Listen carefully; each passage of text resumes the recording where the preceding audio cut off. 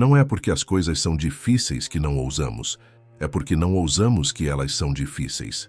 Essa frase pertence a Sêneca, o filósofo estoico que viveu no primeiro século da Era Comum, conselheiro de imperadores e observador atento da natureza humana. Sêneca escreveu essas palavras em suas cartas a Lucílio, um jovem funcionário romano que buscava orientação sobre como viver melhor. O objetivo de Sêneca não era apenas oferecer conselhos práticos, mas despertar em seu correspondente a coragem de transformar o conhecimento em ação. Ele compreendia algo fundamental. A sabedoria não habita apenas nos livros ou nas teorias, mas na disposição de enfrentar a própria existência com determinação e consciência. Quantas vezes você já soube exatamente o que precisava fazer, mas ficou paralisado diante da primeira dificuldade? Quantas transformações você adiou porque o caminho parecia árduo demais? A verdade desconfortável que Sêneca nos revela é que não são as circunstâncias externas que tornam nossa vida complicada, mas nossa própria resistência em dar o primeiro passo. Imagine acordar numa segunda-feira comum. Você olha para o teto do quarto e sente aquele peso familiar no peito. Mais uma semana pela frente. Os mesmos desafios, as mesmas frustrações. Você pega o celular quase instintivamente, rola a tela sem propósito, deixa que os minutos escorram entre seus dedos como areia fina. Há uma voz sussurrando dentro de você, dizendo que algo precisa mudar, que você merece mais, que existe uma versão de si mesmo esperando para emergir. Mas entre esse sussurro e a ação concreta, existe um abismo que parece intransponível. É nesse momento que a filosofia e a psicologia profunda se tornam não apenas interessantes, mas absolutamente necessárias. Não estamos falando de conhecimento decorativo, daquelas citações bonitas que compartilhamos nas redes sociais e esquecemos minutos depois. Estamos falando de uma jornada real, estruturada, que pode ser percorrida em 7 dias, mas cujos efeitos reverberam por toda uma vida. Carl Jung, o psiquiatra suíço que revolucionou nossa compreensão sobre a psique humana, dizia que o encontro consigo mesmo é uma das experiências mais assustadoras que um ser humano pode ter. Ele não estava exagerando por efeito dramático. Jung observou ao longo de décadas de prática clínica que as pessoas constroem elaboradas defesas psicológicas para evitar olhar diretamente para aquilo que realmente são. Criamos máscaras sociais, aquilo que Jung chamou de persona, e gradualmente nos identificamos tanto com essas máscaras que esquecemos que existe algo mais profundo por baixo delas. Vivemos na superfície de nós mesmos, acreditando que aquela representação social é nossa verdadeira identidade. E quando a vida nos confronta, quando as circunstâncias nos forçam a questionar quem realmente somos, experimentamos uma crise que pode ser tanto destrutiva quanto transformadora. Os filósofos estoicos tinham plena consciência dessa tendência humana de viver no piloto automático, reagindo às circunstâncias em vez de responder conscientemente a elas. Marco Aurélio, o imperador filósofo que governou Roma no auge de seu poder, escrevia para si mesmo em suas meditações que a maior parte do sofrimento humano vem não dos eventos em si, mas de nossos julgamentos sobre esses eventos. Ele governava um império imenso, lidava diariamente com traições, guerras, pragas e intrigas políticas, mas encontrava tempo todas as noites para se sentar e escrever reflexões sobre como manter a serenidade interior em meio ao caos exterior. Marco Aurélio não era um privilegiado que filosofava em torres de marfim.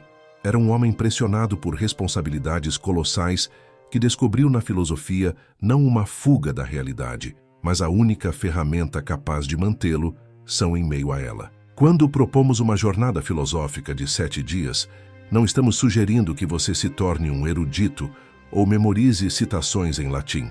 Estamos falando de algo muito mais visceral e urgente.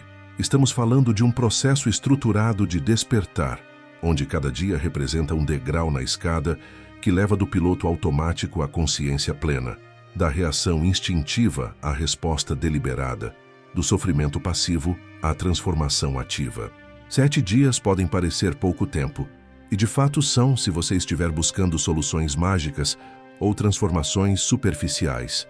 Mas se você estiver disposto a mergulhar verdadeiramente, a questionar suas próprias certezas, a confrontar as sombras que habita dentro de si, então 7 dias podem conter todos os insights necessários para redirecionar completamente sua trajetória existencial. Pense na última vez que você realmente mudou algo significativo em sua vida. Não estamos falando de pequenos ajustes ou resoluções de ano novo que duram 3 semanas. Estamos falando daqueles momentos raros em que você tomou uma decisão que alterou o curso de tudo que veio depois. Se você examinar esses momentos com honestidade, provavelmente descobrirá que eles não vieram de longos processos de planejamento racional. Eles vieram de um instante de clareza, um momento em que algo dentro de você simplesmente clicou e você viu com absoluta nitidez o que precisava ser feito. O que a filosofia estoica e a psicologia junguiana oferecem é um caminho sistemático para criar as condições onde esses momentos de clareza podem emergir com mais frequência, onde você deixa de ser vítima de insights ocasionais e se torna capaz de acessar sua sabedoria interior de forma mais consistente. Jung entendia que o processo de individuação, que é o termo técnico que ele usava para descrever o caminho de se tornar verdadeiramente quem você é, não acontece por acidente. Então aqui está a proposta que colocamos diante de você. Nos próximos 7 dias, você será convidado a embarcar numa jornada que combina os insights psicológicos mais profundos de Carl Jung com a sabedoria prática mais afiada dos filósofos estoicos. Cada dia terá um foco específico, uma lente através da qual você examinará sua própria vida e consciência. Não haverá exercícios superficiais ou autoajuda adoçada. Haverá convites para mergulhar fundo, para questionar o que você sempre assumiu como verdadeiro, para confrontar os padrões que têm governado sua vida sem seu consentimento consciente. Haverá momentos desconfortáveis, porque todo crescimento genuíno é desconfortável. Mas haverá também momentos de clareza tão intensa que você se perguntará como conseguiu viver tanto tempo sem enxergar o que agora parece óbvio. No primeiro dia, você será convidado a olhar para sua persona, para as máscaras que usa no mundo e perguntar quem você seria se retirasse todas elas. No segundo dia, você enfrentará sua sombra, aquelas partes de si mesmo que reprimiu porque não se encaixavam na imagem que queria projetar. No terceiro dia, você examinará suas projeções, as maneiras como atribui aos outros qualidades que na verdade residem em você. No quarto dia, você explorará o conceito estoico de controle, aprendendo a soltar aquilo que nunca esteve em suas mãos. No quinto dia, você mergulhará na prática da memento mori, a lembrança consciente de sua própria mortalidade como ferramenta de clareza. No sexto dia, você trabalhará com o conceito de amor fati, o amor pelo seu destino, mesmo quando ele contraria seus desejos. E no sétimo dia, você integrará tudo isso numa visão coerente de quem você está se tornando e como quer se mover pelo mundo daqui em diante. Esta não é uma jornada para quem busca conforto. É uma jornada para quem está cansado de viver na superfície, para quem sente que existe algo mais profundo esperando para ser descoberto, para quem está disposto a trocar a segurança das ilusões pela inquietação da verdade. Sêneca tinha razão quando disse que as coisas não são difíceis porque não ousamos. Elas são difíceis porque não ousamos. A própria decisão de embarcar nesta jornada já é um ato de coragem. E a coragem, como você descobrirá nos próximos dias, não é a ausência de medo. É a disposição de agir apesar do medo, de seguir em frente mesmo quando o caminho não está claro, de confiar que o processo de transformação vale qualquer desconforto temporário que ele possa causar. O primeiro dia da jornada começa com uma pergunta aparentemente simples, mas devastadoramente profunda. Quem é você quando ninguém está olhando? Jung usava o termo persona para descrever a máscara social que todos nós usamos, aquela versão editada de nós mesmos que apresentamos ao mundo. A persona não é necessariamente falsa, mas é seletiva. É a parte de nós que enfatizamos certas qualidades e esconde outras, que se adapta aos contextos sociais, que diz as coisas certas nos momentos certos. Pense na última vez que você chegou em casa, após um dia longo de trabalho, fechou a porta e finalmente pôde tirar essa roupa social. Há um alívio quase físico nesse momento, não é? Você não precisa mais manter as aparências. Não precisa mais controlar cada palavra e gesto. Mas aqui está a questão perturbadora. Quem é essa pessoa que emerge quando as máscaras caem? Você realmente conhece essa versão de si mesmo? Ou será que ao longo dos anos, você se identificou tanto com suas personas que perdeu o contato com aquilo que Jung chamava de self, o centro autêntico de sua personalidade? Muitas pessoas vivem décadas inteiras servindo às demandas de suas personas, construindo carreiras, relacionamentos e identidades inteiras baseadas nessas máscaras, apenas para acordarem um dia com a sensação angustiante de que estão vivendo a vida de outra pessoa. Os estoicos tinham uma perspectiva complementar sobre essa questão. Marco Aurélio escrevia constantemente sobre a importância de viver de acordo com a natureza, o que para ele significava viver de acordo com sua natureza racional e virtuosa, não de acordo com as opiniões volúveis da sociedade. Ele observava como as pessoas se tornam escravas da reputação, da busca por aprovação externa, do medo de serem julgadas. E ele perguntava: por que você daria a outras pessoas tanto poder sobre sua paz interior? Por que você permitiria que a opinião de alguém que talvez nem conheça você verdadeiramente determine seu valor? Os estoicos não defendiam o isolamento social ou a indiferença em relação aos outros. Eles defendiam a construção de uma fortaleza interior tão sólida que você pudesse participar do mundo social sem ser definido por ele, sem perder contato com seus próprios princípios e valores. Então, o exercício do primeiro dia é este. Ao longo de um dia inteiro, observe suas próprias máscaras. Não julgue, não tente mudar nada ainda. Apenas observe. Note como você se apresenta diferentemente em diferentes contextos. Note as pequenas mentiras sociais que conta, não por maldade, mas por hábito. Note quando você exagera certas qualidades e minimiza outras. Note quando você diz sim, quando quer dizer não. Quando você sorri quando não está feliz.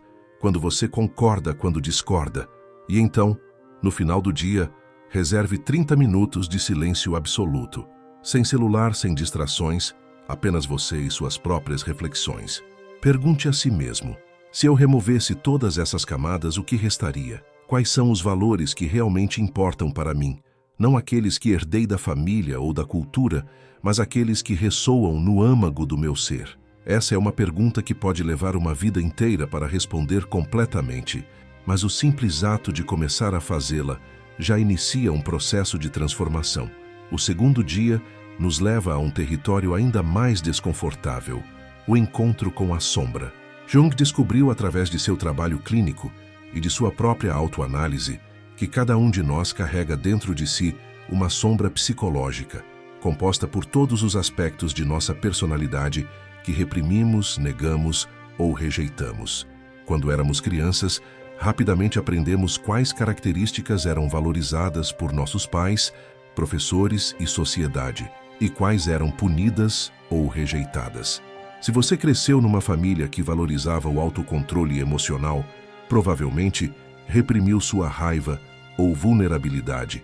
Se cresceu numa família que esperava perfeição acadêmica, provavelmente desenvolveu uma sombra contendo sua criatividade espontânea ou seu desejo de brincar. Esses aspectos rejeitados não desaparecem simplesmente.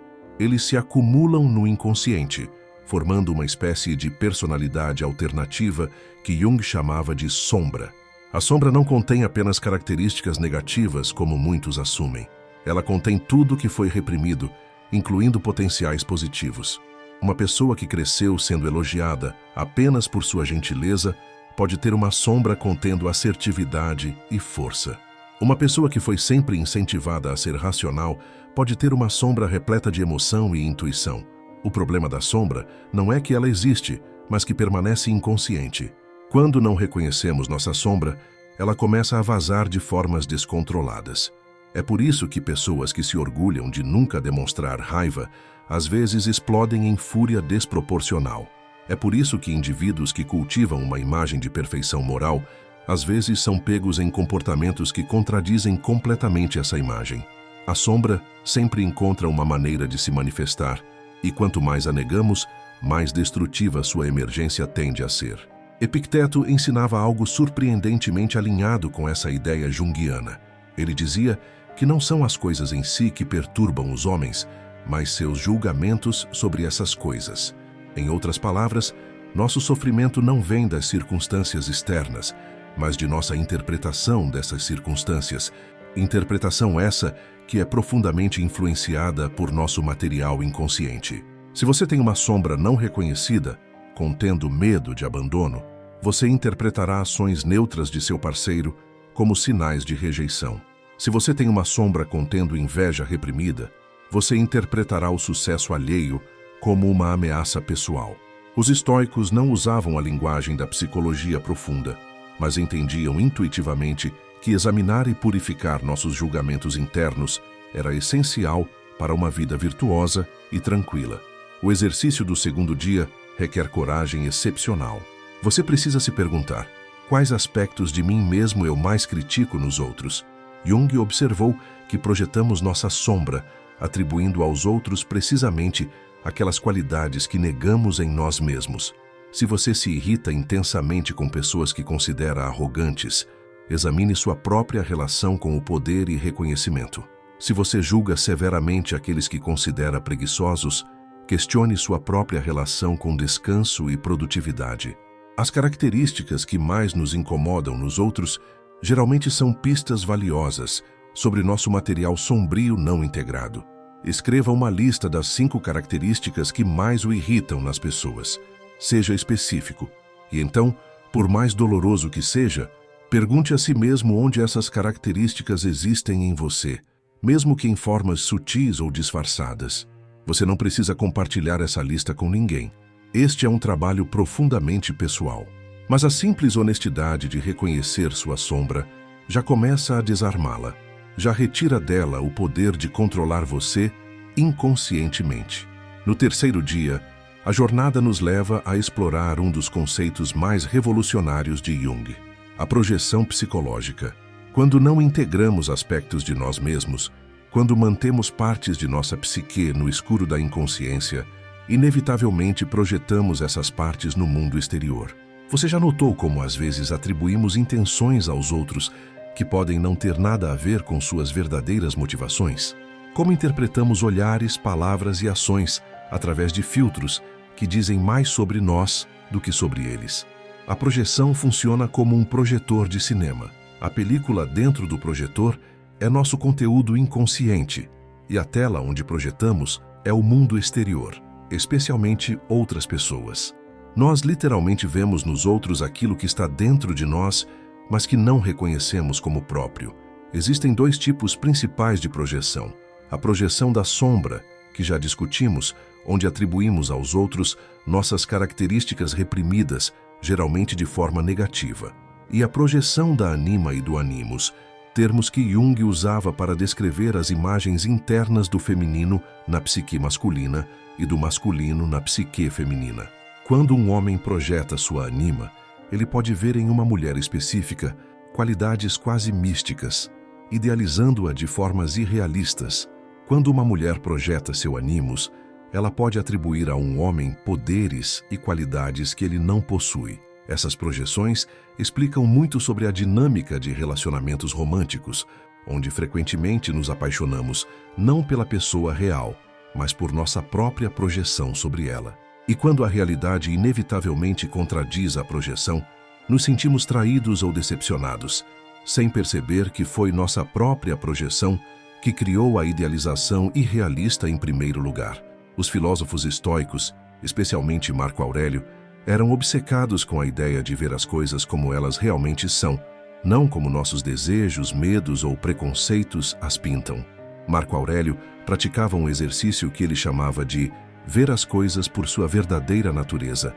Ele olhava para um banquete luxuoso e via cadáveres de pássaros e peixes arranjados em pratos. Ele olhava para vinho fino e via suco fermentado de uvas.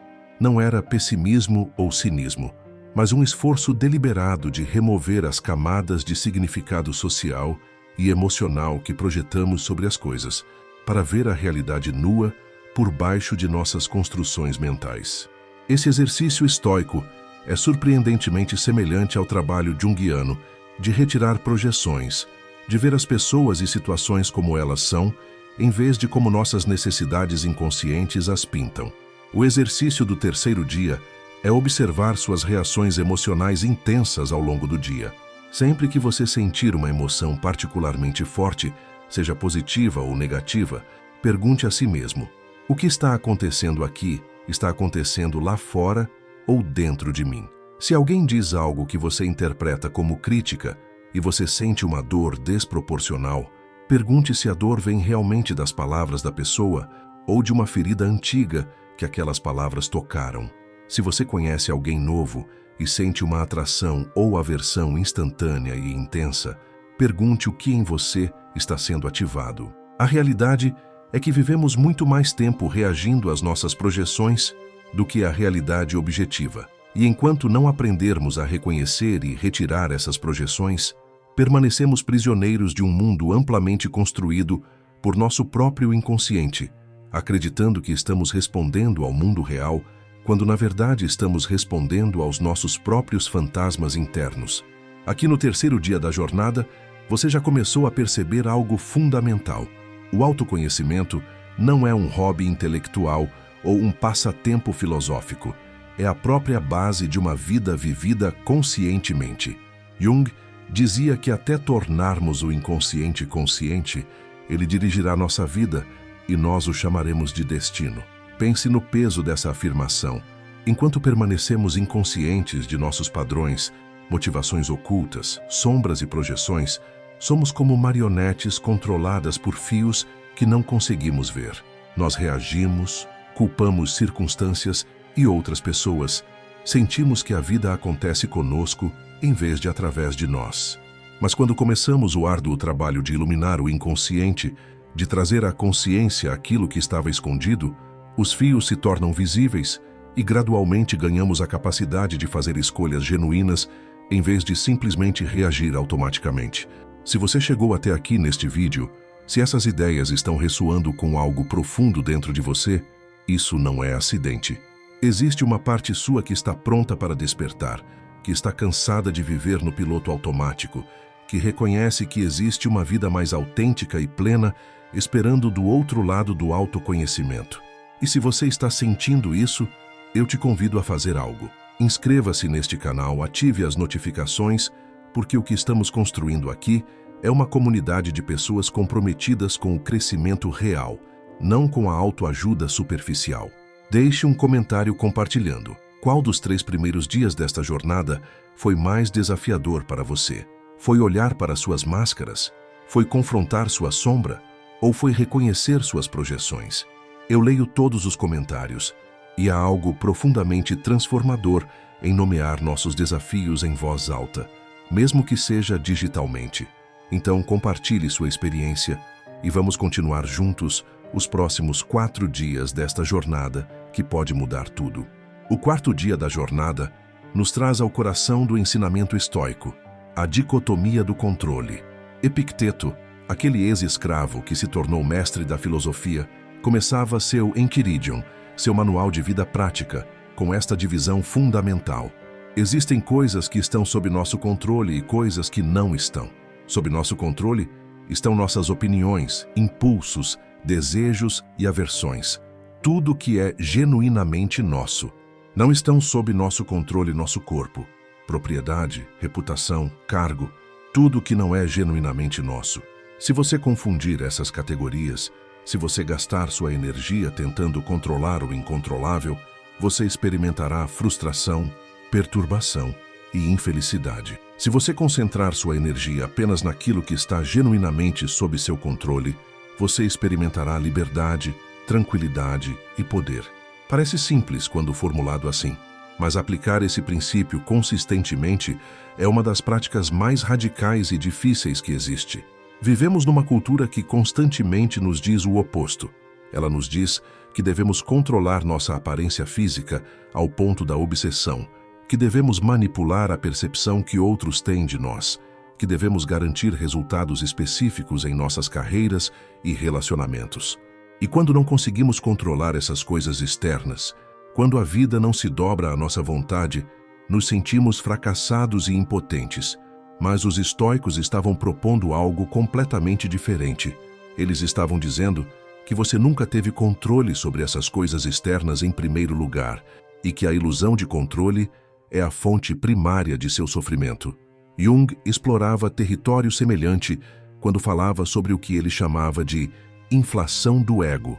Isso acontece quando o ego consciente acredita que tem muito mais poder do que realmente tem, quando acreditamos que podemos moldar completamente nossa vida através da força de vontade, quando negamos as forças inconscientes que nos influenciam, os fatores externos que escapam totalmente de nosso controle, a realidade de que somos parte de algo muito maior do que nós mesmos. Pense em quantas horas você já gastou tentando controlar o que outras pessoas pensam de você. Você já ensaiou conversas antes de tê-las, tentando antecipar cada possível reação e preparar a resposta perfeita? Você já perdeu o sono pensando no que alguém pode ter querido dizer com um comentário ambíguo? Você já modificou aspectos fundamentais de quem você é para se encaixar nas expectativas de alguém? E depois de todo esse esforço exaustivo, você descobriu que ainda assim não conseguiu controlar a percepção alheia, porque a mente de outra pessoa simplesmente não está sob seu controle. Os estoicos diriam que você esteve lutando contra a própria natureza da realidade e que essa luta é tão fútil quanto tentar segurar água entre os dedos. Mas aqui está a parte libertadora. Se você aceitar verdadeiramente que essas coisas não estão sob seu controle, se você soltar genuinamente a necessidade de controlá-las, uma energia tremenda é liberada. Toda aquela energia que você gastava em preocupação, manipulação, ansiedade sobre coisas que estão além de sua influência, pode agora ser redirecionada para aquilo que está genuinamente sob seu controle. E o que está sob seu controle? Seus valores, suas intenções, suas ações, suas reações às circunstâncias, o significado que você atribui aos eventos. Marco Aurélio escrevia que você tem poder sobre sua mente, não sobre eventos externos. Realize isso e você encontrará força. Não é uma força que te permite dominar o mundo exterior, mas uma força muito mais profunda, a capacidade de manter sua integridade interior independentemente do que aconteça ao seu redor.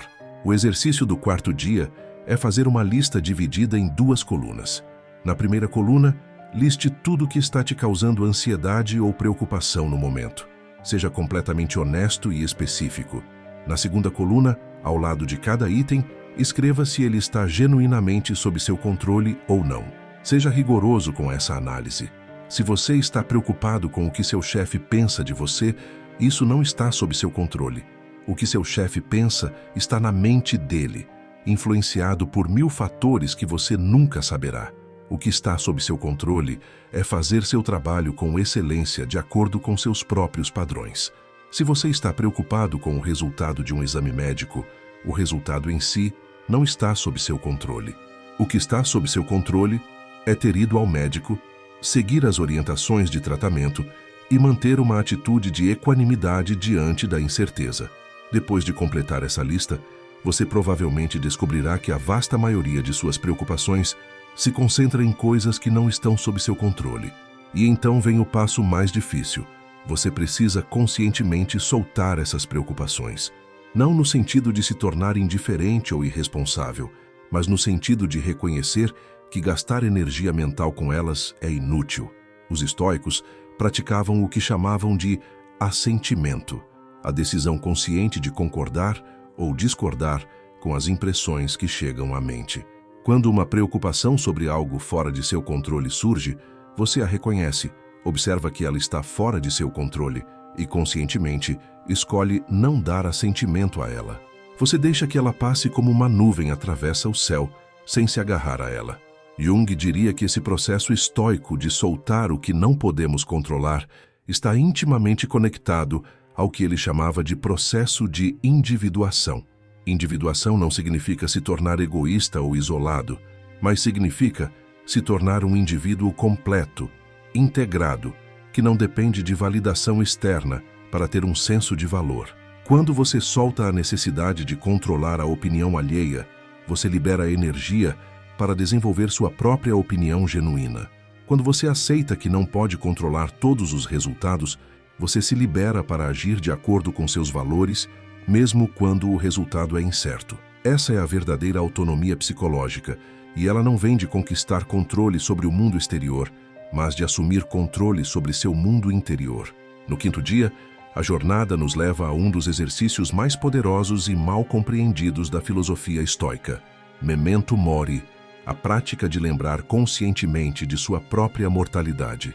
Nas sociedades modernas, especialmente nas ocidentais, a morte tornou-se um tabu, algo que evitamos mencionar, que escondemos atrás de eufemismos e negações.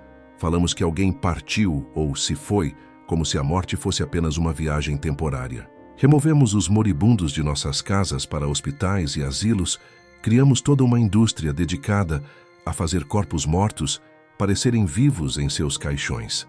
Fazemos de tudo para não encarar a realidade mais fundamental da existência. Você vai morrer, todos que você ama vão morrer, e não há absolutamente nada que você possa fazer para evitar isso. Os estoicos tinham uma abordagem radicalmente diferente. Marco Aurélio escrevia regularmente sobre a morte em suas meditações, não por mórbido fascínio, mas porque ele entendia que a consciência da mortalidade é essencial para viver plenamente.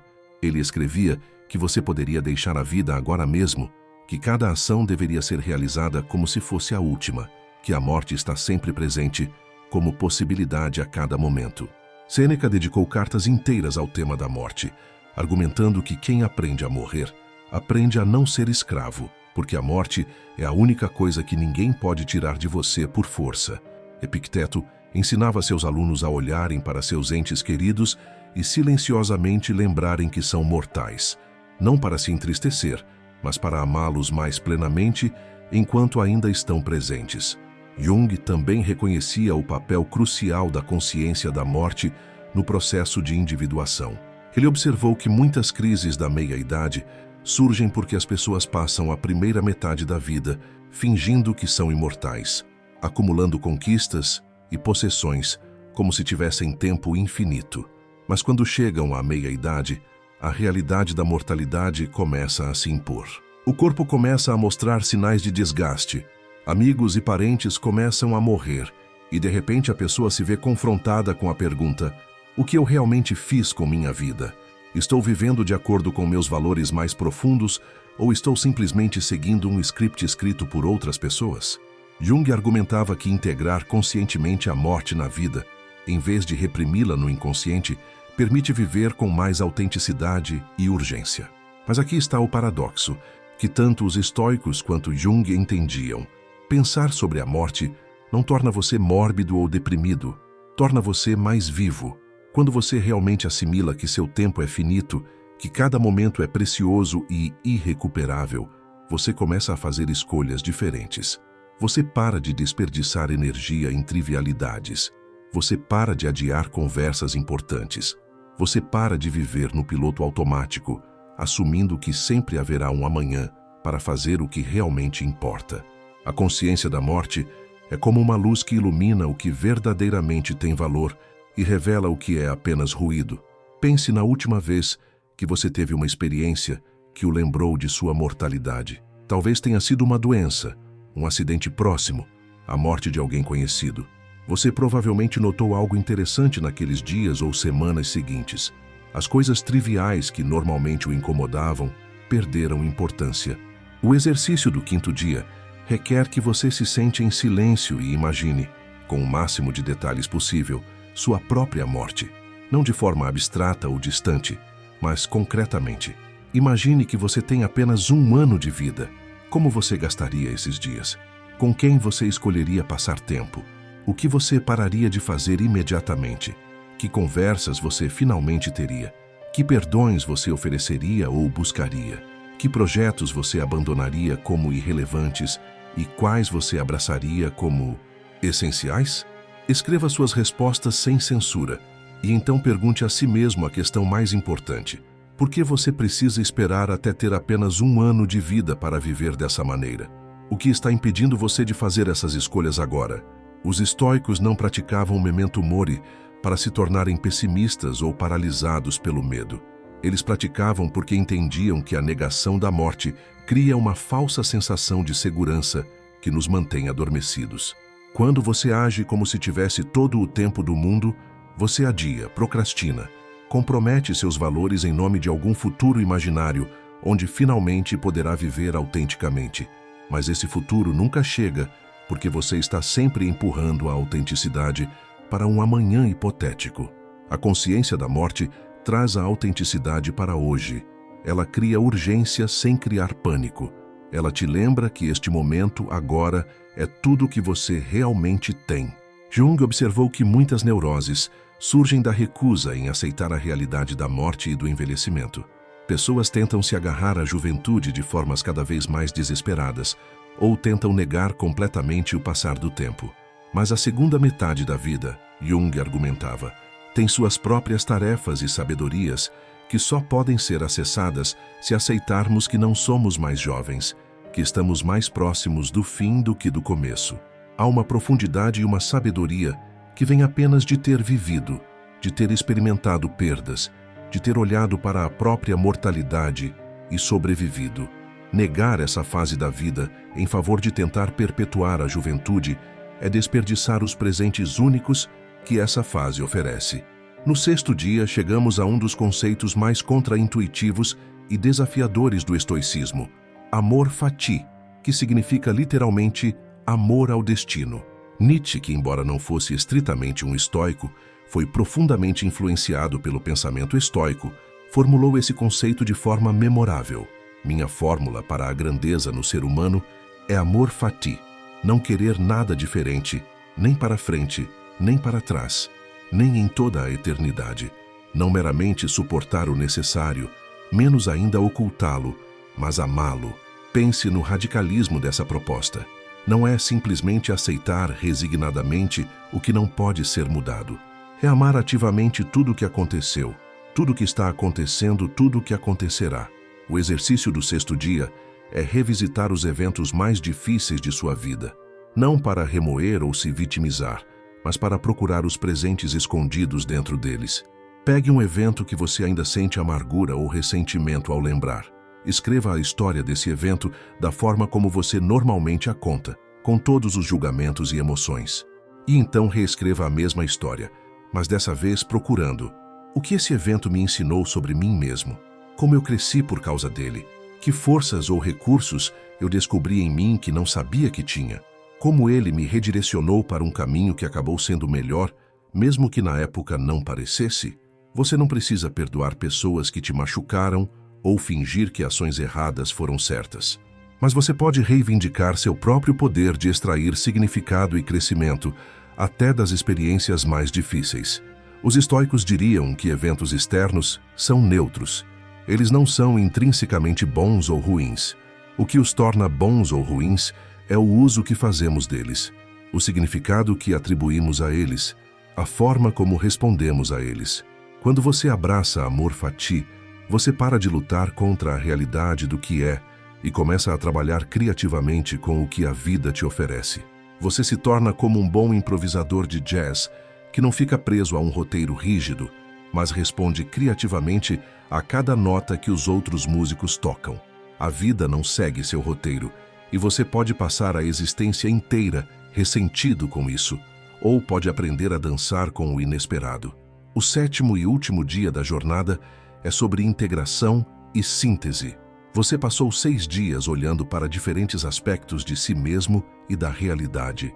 Olhou para suas máscaras sociais e perguntou quem você é por baixo delas. Confrontou sua sombra e reconheceu as partes de si mesmo que havia reprimido. Examinou suas projeções e começou a ver as pessoas como elas são, em vez de através de seus filtros inconscientes. Aprendeu a distinguir entre o que está e o que não está sob seu controle, liberando energia desperdiçada em preocupações fúteis. Praticou o memento mori e deixou que a consciência da morte iluminasse o que realmente importa. E cultivou amor fati, aprendendo a abraçar seu destino em vez de lutar contra ele. Agora a pergunta é: como você integra tudo isso em uma forma coerente de viver?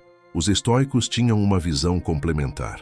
Eles falavam sobre viver de acordo com a natureza, o que para eles significava viver de acordo com a razão e a virtude. Mas eles também eram realistas sobre a imperfeição humana. Marco Aurélio constantemente se lembrava de que ele não havia se tornado um sábio perfeito, que ainda cometia erros que ainda era tentado pela raiva, pelo orgulho, pela preguiça. Mas ele não usava essa imperfeição como desculpa para desistir. Ele a usava como motivação para continuar praticando dia após dia, momento após momento.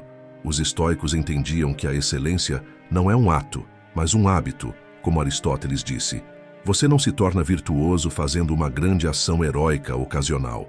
Você se torna virtuoso fazendo pequenas escolhas certas consistentemente. Você poderia adotar uma prática similar. Reserve 15 minutos no final de cada dia para reflexão silenciosa. Não precisa ser escrita, embora escrever tenha seus benefícios únicos. Você pode simplesmente se sentar em silêncio e revisar seu dia. Onde você agiu de acordo com seus valores? Onde você deixou que padrões inconscientes controlassem suas ações?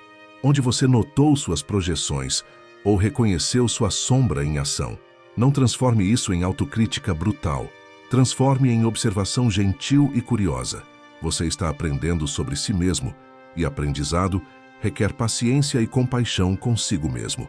Essa perspectiva cósmica não te faz indiferente ou apático. Paradoxalmente, ela te libera para cuidar mais profundamente do que realmente importa. Quando você percebe que seu tempo é infinitesimalmente pequeno na escala cósmica, você para de desperdiçá-lo em trivialidades e foca no que tem significado real. As conexões humanas ganham mais importância, não menos.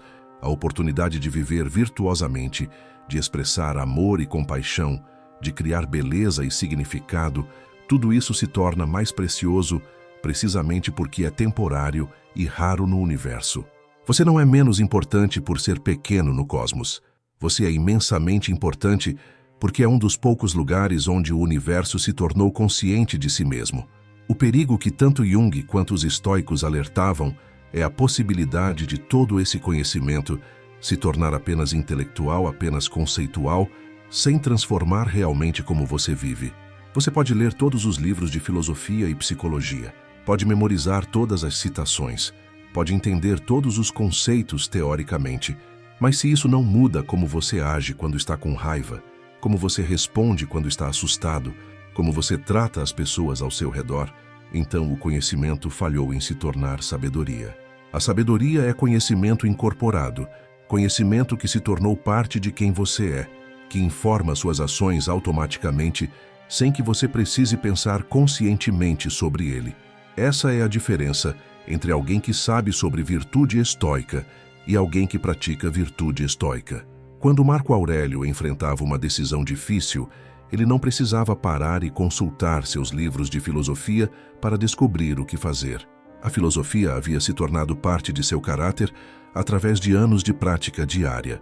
Quando Jung encontrava conteúdo inconsciente perturbador em si mesmo ou em seus pacientes, ele não entrava em pânico ou negação. Ele havia desenvolvido a capacidade de observar esse conteúdo com equanimidade e curiosidade, de trabalhar com ele em vez de ser dominado por ele. Esse nível de integração leva tempo e prática consistente. O exercício final do 7º dia é criar o que poderíamos chamar de constituição pessoal, ou manifesto de vida. Pegue uma folha em branco e escreva. Com base em tudo que explorei esta semana, estes são os princípios pelos quais escolho viver. Não copie princípios de livros ou de outras pessoas. Descubra quais princípios ressoam verdadeiramente em você. Podem ser 3 princípios, podem ser 10. O número não importa.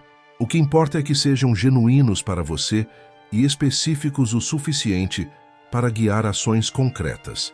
Por exemplo, um princípio vago como ser uma pessoa boa não ajuda muito. Mas um princípio como, quando estou com raiva, vou parar e respirar 3 vezes antes de responder, é acionável. Depois de escrever seus princípios, leia-os em voz alta para si mesmo. Há algo poderoso em ouvir sua própria voz declarando suas intenções. E então coloque esse documento em algum lugar onde você o verá regularmente.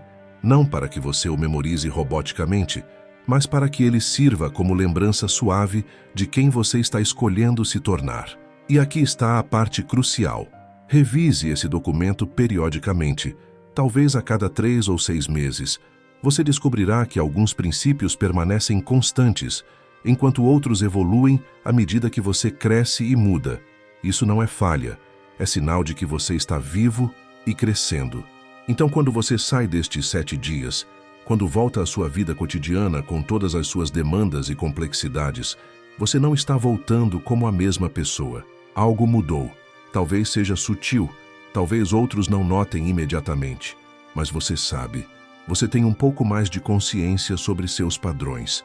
Você reconhece suas máscaras quando as está usando. Você pega a si mesmo projetando e consegue retirar a projeção. Você nota quando está tentando controlar o incontrolável e consegue soltar. Você se lembra de sua mortalidade e deixa que essa lembrança te guie para escolhas mais autênticas. Você abraça seu destino, incluindo as partes difíceis, reconhecendo que tudo faz parte de sua jornada única. E aqui está a verdade final, que tanto Jung quanto os estoicos compreendiam. Você nunca termina. Não há ponto final onde você alcança a iluminação completa ou virtude perfeita, e então pode parar de praticar. A vida é o laboratório onde você continua experimentando, aprendendo, crescendo, até seu último suspiro. Mas há algo profundamente libertador nessa verdade. Significa que você não precisa se pressionar para ser perfeito. Você só precisa estar comprometido com o processo. Significa que cada erro é oportunidade de aprendizado, não evidência de fracasso. Significa que enquanto você estiver vivo, há possibilidade de transformação. Marco Aurélio, em seus últimos dias como imperador, ainda estava escrevendo suas meditações, ainda estava praticando, ainda estava aprendendo. Jung, até seus últimos anos, estava explorando novos aspectos do inconsciente, ainda estava crescendo em seu entendimento.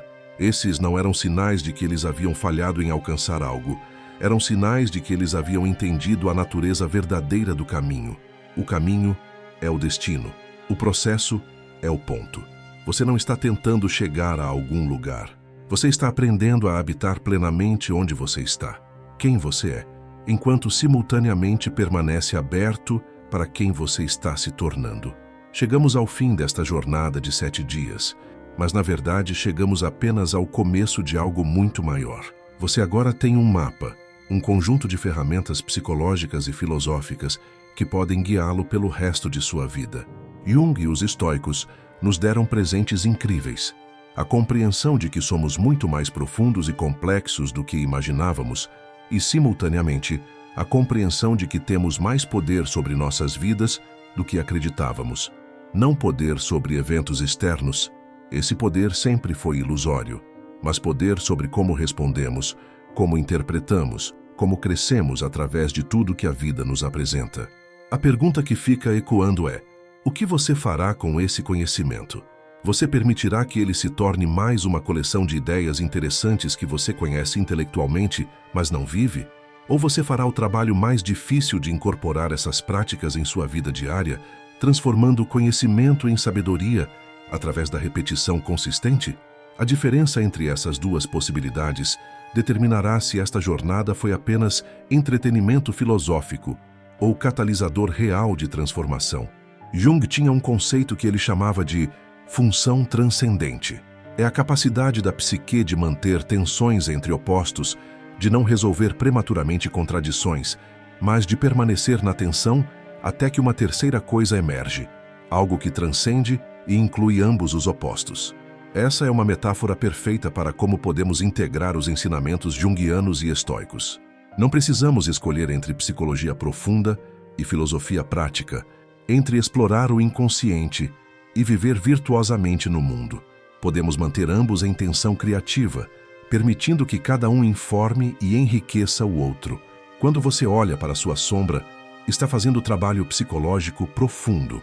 Mas quando então usa o que descobriu sobre sua sombra para agir com mais integridade no mundo, está vivendo filosofia estoica. Quando você pratica memento mori, está aplicando sabedoria estoica. Mas quando essa prática desperta algo profundo em seu inconsciente, quando ela toca arquétipos de morte e renascimento, você está no território junguiano. Os dois caminhos se entrelaçam, cada um fortalecendo o outro, criando uma abordagem mais completa do que qualquer um ofereceria sozinho. Sêneca escrevia que não nascemos para nós mesmos. Parte de nós pertence à nossa pátria, parte aos nossos amigos, parte à humanidade. Ele estava expressando algo fundamental. Sua transformação pessoal não é apenas sobre você, Quando você faz o trabalho de se tornar mais consciente, mais integrado, mais virtuoso, você muda a qualidade de todas as suas interações. Você se torna menos reativo e mais responsivo. Você projeta menos e vê mais claramente. Você causa menos sofrimento inconsciente aos outros porque está mais consciente de suas próprias dinâmicas internas. Sua transformação irradia para fora, tocando todos ao seu redor de formas que você nunca saberá completamente. Então, qual é a mensagem final que Jung e os estoicos nos deixam? É que você tem uma responsabilidade sagrada de se conhecer e se transformar. Não porque você está quebrado e precisa ser consertado, mas porque você contém possibilidades ainda não realizadas. Há versões de você esperando para emergir, aspectos de seu potencial que permanecerão adormecidos, a menos que você faça o trabalho de despertá-los. E esse trabalho não é egoísta ou narcisista. É precisamente o oposto. É o trabalho mais generoso que você pode fazer. Porque quanto mais você se torna genuinamente você mesmo, mais você tem para oferecer ao mundo. Marco Aurélio, governando o maior império do mundo conhecido, ainda encontrava tempo todas as noites para esse trabalho interior. Ele entendia que não importava quantas legiões comandasse, quantas batalhas vencesse, quantas leis promulgasse. Se ele perdesse controle sobre sua própria mente, se permitisse que paixões irracionais o dominassem, se esquecesse seus princípios em momentos de pressão, então todo o seu poder externo seria inútil. O verdadeiro poder, o único poder que ninguém pode tirar de você, é o poder sobre seu próprio caráter, sobre suas próprias reações, sobre o significado que você atribui aos eventos de sua vida. E você? Você tem a mesma oportunidade que eles tiveram. Você não precisa ser imperador de Roma ou pioneiro da psicologia. Você só precisa estar disposto a fazer o trabalho honesto de olhar para si mesmo, de questionar suas próprias certezas, de crescer além dos limites que você mesmo impôs. Cada pessoa que faz esse trabalho torna o mundo um pouco mais consciente, um pouco menos dominado por forças inconscientes destrutivas, um pouco mais capaz de responder a desafios com sabedoria, em vez de apenas reagir com medo. E agora, ao concluir esta jornada de 7 dias, você tem as ferramentas para começar a construir sua própria cidadela interior, para iniciar seu próprio processo de individuação. Você sabe como observar suas personas sem se identificar completamente com elas. Você sabe como reconhecer e integrar sua sombra em vez de projetá-la nos outros. Você sabe como distinguir entre o que está e o que não está sob seu controle, liberando energia para o que realmente importa. Você sabe como usar a consciência da morte para clarificar prioridades. Você sabe como abraçar seu destino, incluindo as partes difíceis, como parte de sua jornada única de crescimento. Mas conhecer não é suficiente. Epicteto dizia que não são as coisas que perturbam os homens, mas seus julgamentos sobre essas coisas. E ele acrescentava: portanto, quando somos impedidos, perturbados ou angustiados, nunca culpemos os outros, mas a nós mesmos, isto é, nossos próprios julgamentos. Isso não é convite para autocrítica brutal, é convite para responsabilidade radical. Você é responsável por sua própria transformação. Ninguém pode fazer isso por você. Nenhum terapeuta, filósofo, guru ou professor pode entrar em sua psique e fazer o trabalho de integração por você. Eles podem oferecer mapas e ferramentas, mas você tem que caminhar o caminho. Você não precisa passar por crise psicológica dramática para fazer esse trabalho. Na verdade, é melhor começar o trabalho antes que crises forcem você a ele. Mas você precisa da mesma coragem fundamental que Jung teve. A coragem de olhar honestamente para si mesmo, de questionar suas próprias narrativas, de estar disposto a mudar, mesmo quando mudança é desconfortável. E você precisa da mesma disciplina que os estoicos praticavam. A disciplina de retornar aos princípios dia após dia, mesmo quando não há resultados dramáticos imediatos, mesmo quando o progresso parece imperceptível. Há uma frase de Sêneca que resume tudo belamente. Longum iter est per praecepta, brevi et efficax per exempla. Longo é o caminho através de preceitos, curto e eficaz através de exemplos. Em outras palavras, você pode estudar filosofia e psicologia por décadas, pode memorizar todos os conceitos e princípios, mas você aprenderá mais rápido e profundamente através de exemplos vividos, através de prática real. Você aprende sobre coragem, sendo corajoso em momentos pequenos. Você aprende sobre integração da sombra, reconhecendo sua sombra em ação e escolhendo responder diferentemente. Você aprende sobre amor fati, não quando tudo está indo bem, mas quando você abraça uma dificuldade e escolhe encontrar significado nela. Então aqui está seu convite, seu desafio, sua oportunidade. Comece hoje. Não espere condições perfeitas, não espere ter mais tempo, mais energia, mais clareza. Comece exatamente onde você está, com exatamente os recursos que você tem. Escolha uma das práticas que exploramos nestes 7 dias e comprometa-se a ela por uma semana. Apenas uma prática, uma semana. Observe o que acontece. E então, depois dessa semana, escolha continuar ou experimentar outra prática. Construa seu próprio caminho, sua própria síntese única de sabedoria psicológica e filosófica. E lembre-se sempre, você não está fazendo isso apenas por si mesmo. Quando você se torna mais consciente, quando você integra sua sombra, quando você vive de acordo com seus valores mais profundos, você muda a qualidade de energia que você traz a cada interação.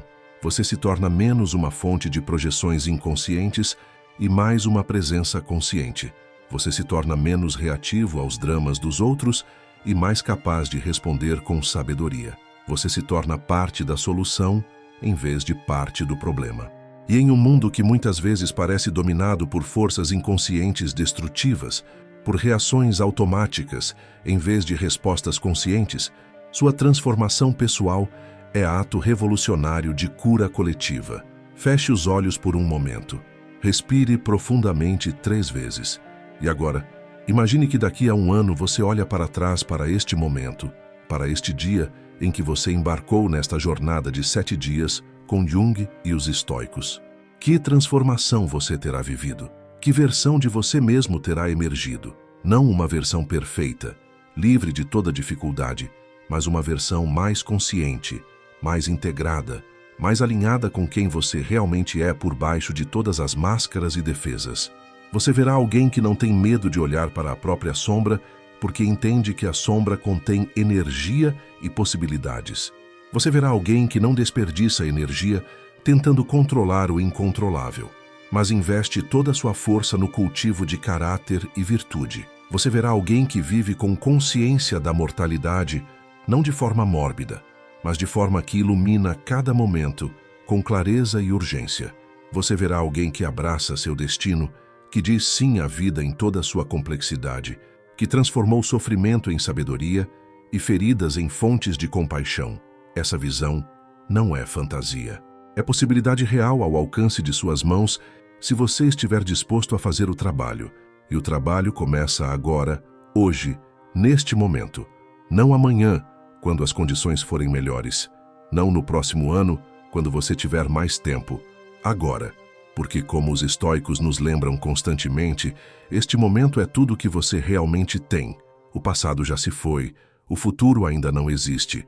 Há apenas este momento eterno presente e a escolha que você faz nele.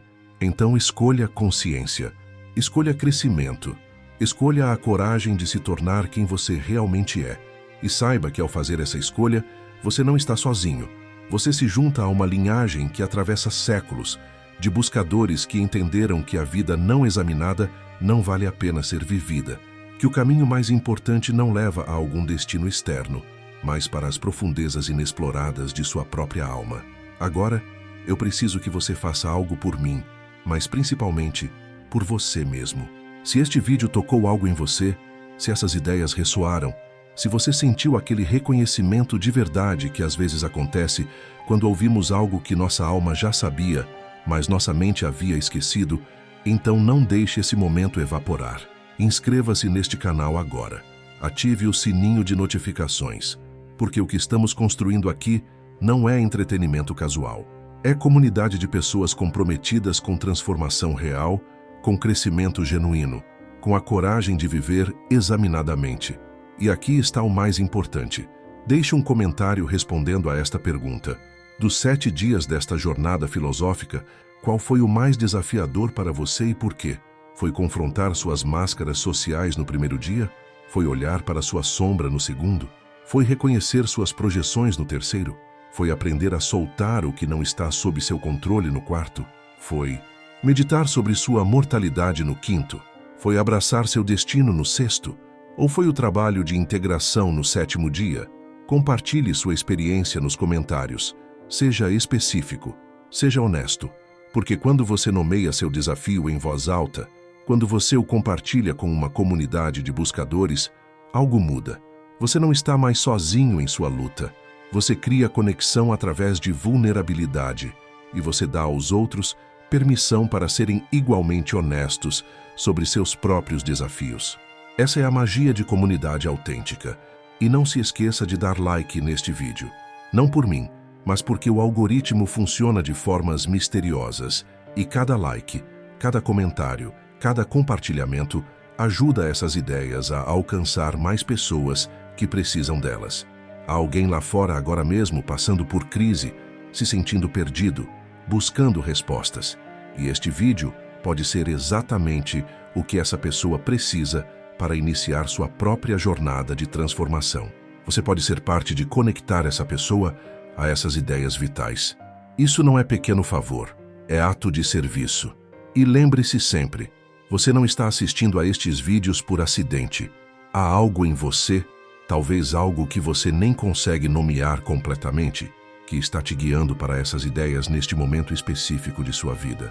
Confie nisso, honre isso e, principalmente, haja sobre isso, porque conhecimento sem ação é apenas entretenimento. Mas conhecimento transformado em prática diária, incorporado em quem você é e como você vive, isso é sabedoria. E sabedoria muda tudo. Até breve, buscador. Que sua jornada seja profunda, que sua coragem seja constante e que você descubra dentro de si mesmo os tesouros que sempre estiveram lá, esperando apenas que você tivesse a coragem de procurá-los.